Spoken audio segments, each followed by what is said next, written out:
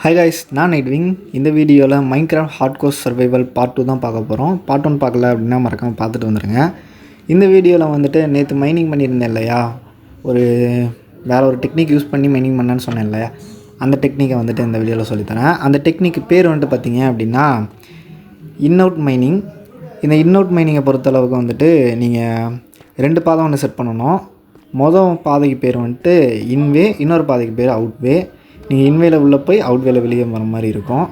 ஃபுல்லாக ஸ்ட்ரிப் மைனிங்காக தான் இருக்கும், படுத்துட்டு மைனிங் பண்ணுறது. ஸோ ஸ்க்ரீனை பார்த்தீங்க அப்படின்னாலே தெரியும், நான் மைனிங் பண்ணுற வீடியோவை போடுறேன்.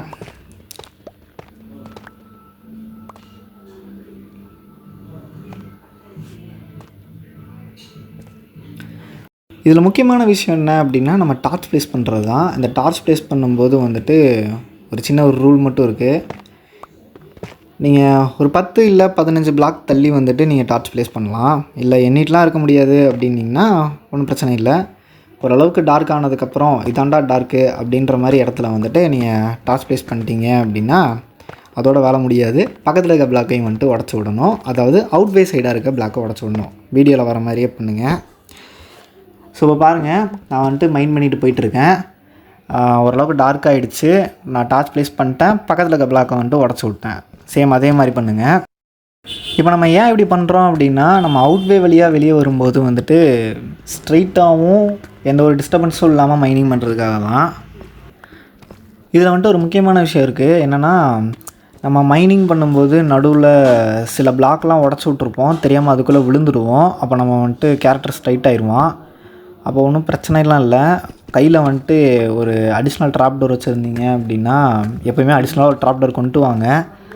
ஏன் அப்படின்னா, இந்த மாதிரி விழுந்துட்டோன்னா அப்போ நமக்கு ஹெல்ப்ஃபுல்லாக இருக்கும். நான் அந்த மாதிரி கொண்டு வரல, ஏன்னா எனக்கு இந்த மாதிரி மைனிங் பண்ணி பழகிட்டதுனால நான் அந்த சின்ன சின்ன மிஸ்டேக்லாம் விட மாட்டேன்.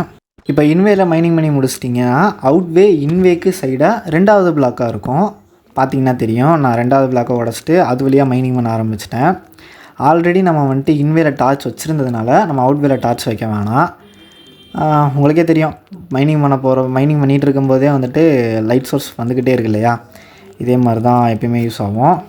அப்புறம் ரொம்ப நேரம் கழிச்சு பார்த்தீங்க அப்படின்னா, நான் மைனிங் பண்ணி கடைசியாக ஃபைனலி 2 டைமண்ட் மட்டும் கண்டுபிடிச்சேன்.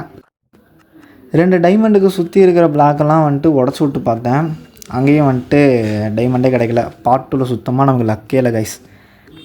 அப்புறம் ஒன்றும் பெருசாலாம் ஒன்றும் எடுக்கலை. அப்புறம் இந்த மைனிங் வந்துட்டு பார்த்தீங்க அப்படின்னா அப்பர் பிளாக்கு, இது வந்துட்டு ஆப்ஷனல் தான். இது யூஸ் பண்ணணுன்ற அவசியம்லாம் இல்லை. இது ஒரு சாட்டிஸ்ஃபேக்ஷனுக்காக யூஸ் பண்ணுறது தான். இதில் வந்துட்டு ஒன்றும் இல்லை, நம்ம வந்துட்டு மேலே இருக்க பிளாக்கை மட்டும் உடச்சி விட்டு அப்படியே போகிறது. இதுக்கும் நம்ம வந்துட்டு லைட் சோர்ஸ் வைக்கணுன்ற அவசியம் இல்லை. ஏன்னா நம்ம ஆல்ரெடி வந்துட்டு இன்வேல லைட் சோர்ஸ் வச்சுருந்ததுனால அவுட்வேக்கும் வந்துட்டு நம்ம லைட் வைக்கணுன்ற அவசியம் இல்லை. பார்த்திங்கனாலே தெரியும்.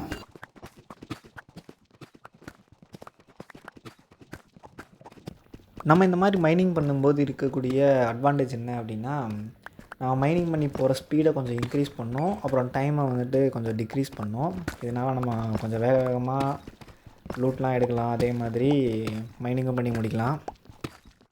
ஸோ பார்ட் 3 வீடியோவில் பார்த்தீங்க அப்படின்னா கேவ் மைனிங் பண்ணியிருக்கேன். அதில் வந்துட்டு செத்துட்டானா இல்லை என்னாச்சு அப்படின்ட்டு அடுத்த வீடியோவில் பார்க்கலாம். By guys.